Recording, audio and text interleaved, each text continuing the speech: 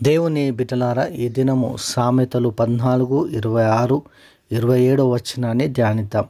యెహోవా యందు భయభక్తులు కలిగి ఉండుట బహుధైర్యము పుట్టించును, అటివారి పిల్లలకు ఆశ్రయస్థానం కలదు.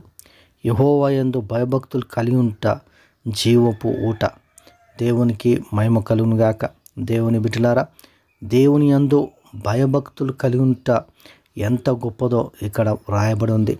నిజముగా దేవుని యందు ఈ దినములలో భయము, భక్తి పూర్తిగా వెళ్ళిపోతూ ఉన్నాయి.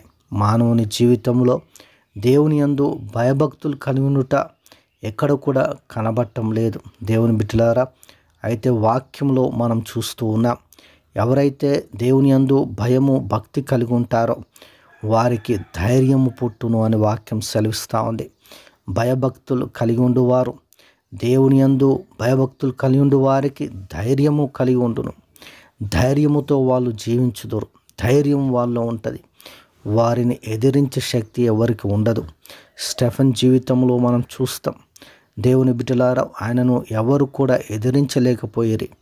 దేవుడు గొప్ప వాక్శక్తినిచ్చి మాట్లాడుతున్న సమయంలో ఆయనను ఎవరు కూడా ఎదిరించలేకపోయారని వాక్యం సెలవిస్తూ ఉంది. కాబట్టి అటు వారి పిల్లలకు ఆశ్రయస్థానం కలదు. యెహోవా యందు భయభక్తులు కలిగి ఉండుట జీవపు ఊట. దేవునికి మహిమ కలుగునుగాక. దేవుని బిడ్డలారా, జీవపు ఊట.